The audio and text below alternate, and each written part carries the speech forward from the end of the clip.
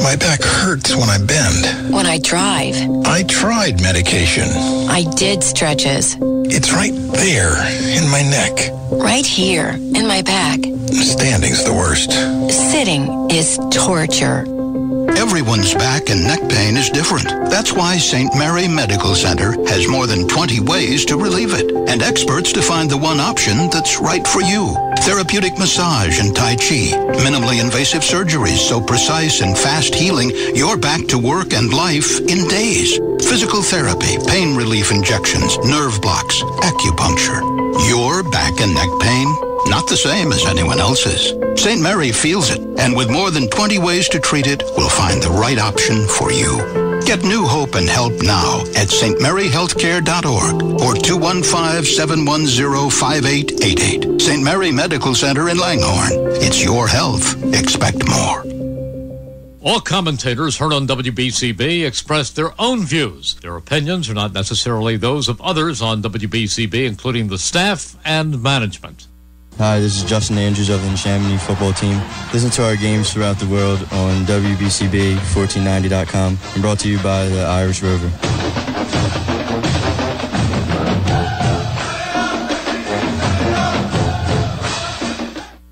Merrill Reese here, asking you to join us every week for the St. Mary Medical Center Pro Football Report, presented by Gwinnett Mercy College.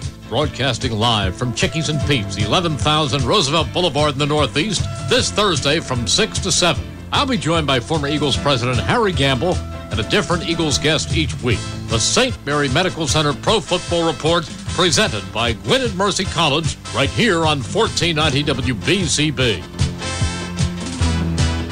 At Anthony Petsis & Associates, they understand that you need to manage your assets wisely and that you also need honest and competent advice from a professional investment counselor. Why wouldn't they? They've been doing it now in Bucks County for over 32 years. If you've got questions about retirement and estate planning, call Anthony Petsis & Associates at 215-968-6638. That's 968-6638 to schedule a no-charge initial consultation. Or you can visit them at apetsis.com. No one cares more about your financial future than Anthony Petsis & Associates.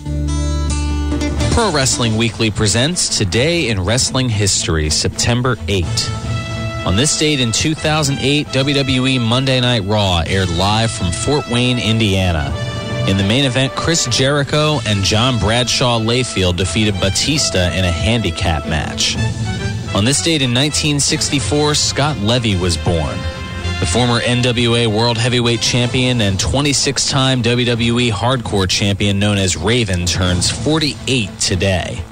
On this date in 2004, TNA held weekly pay-per-view number 110.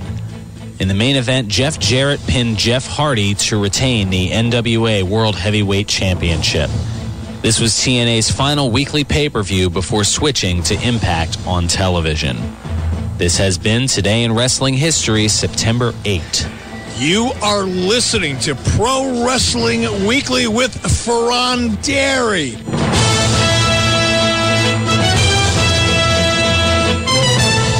Thank you so much, Eric Bischoff. Welcome back to Pro Wrestling Weekly here on 1490 WBCB and online at WBCB1490.com. Fearon Dairy here with you, bringing you some news and notes as well as the predictions certain to go wrong for No Surrender. Let's get those out of the way because I don't have a whole lot of time left, only about 7 minutes. Where did the time go?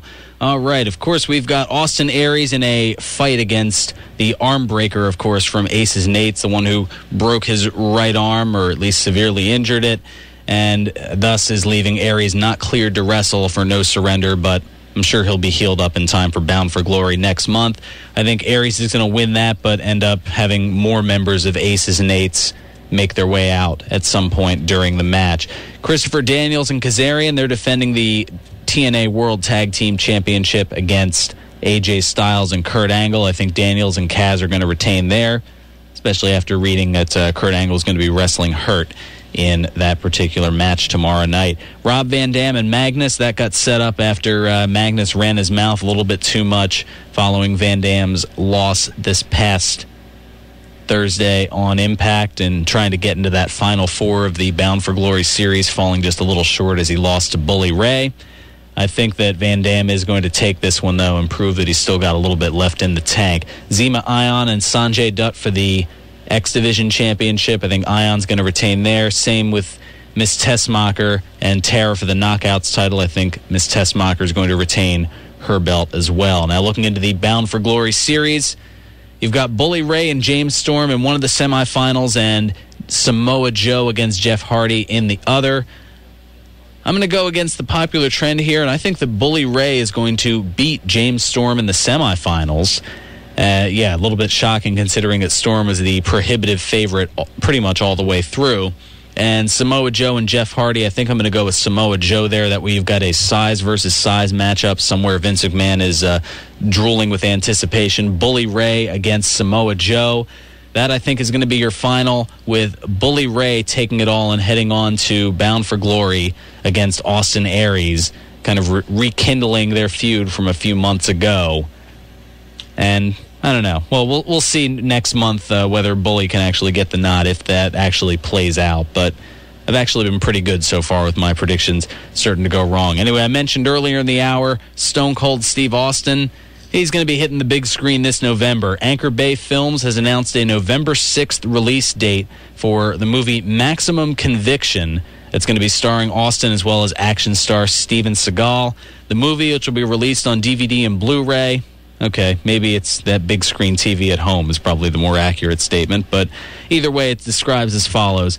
When former Black Ops operative Tom Steele, played by Seagal, and his partner Manning, played by Austin, are assigned to decommission an old prison, they must oversee the arrival of two mysterious female prisoners. Before long, an elite force of mercenaries assault the prison in search of the new arrivals. As the true identities of the women are revealed, Steele realizes he's caught in the middle of something far bigger than he had imagined. Fists will fly and bones will shatter as the situation escalates with every passing minute. So heading to your big screen at home, of course, courtesy of DVD or Blu-ray, Maximum Conviction with Steve Austin as well as Steven Seagal. Also, is Batista WWE bound?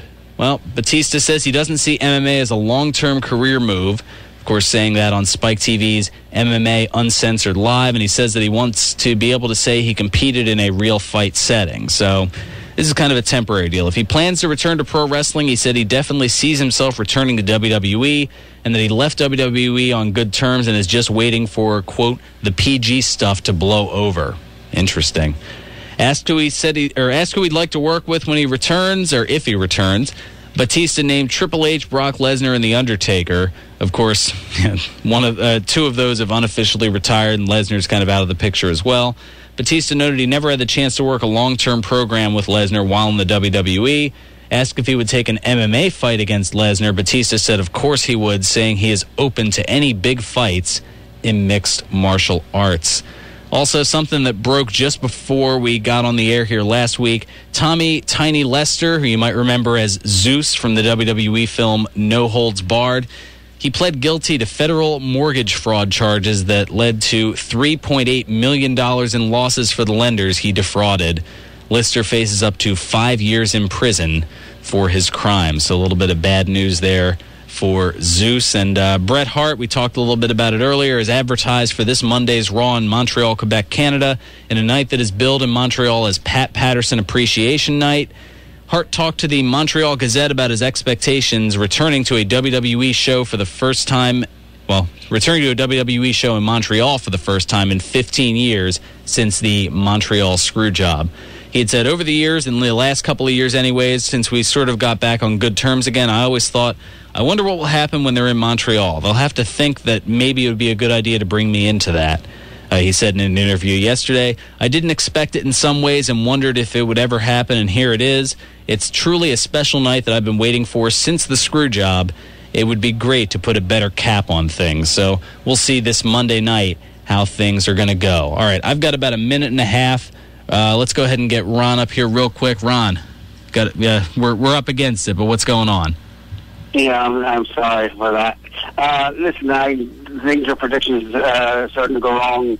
I think James Storm's going to for that. And I want to comment. I think that TNA is making things personal. Making things personal? Because first, with Hulk Hogan saying something about if they had within the hour to bring out the man responsible, or something's going to happen to their man.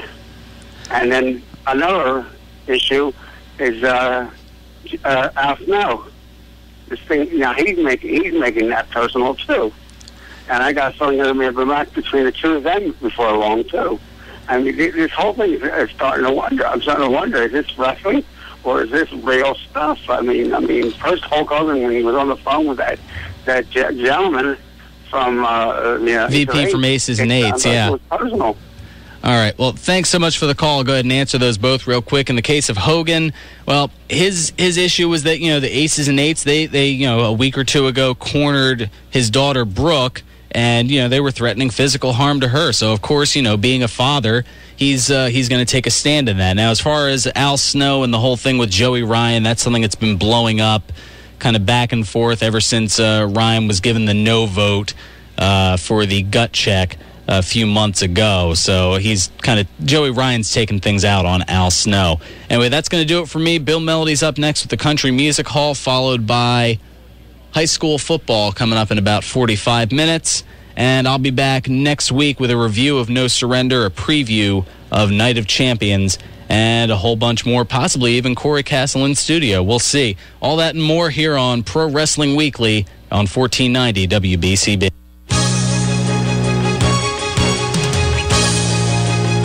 1490 WBCB, Levittown, Fairless Hills, Trenton.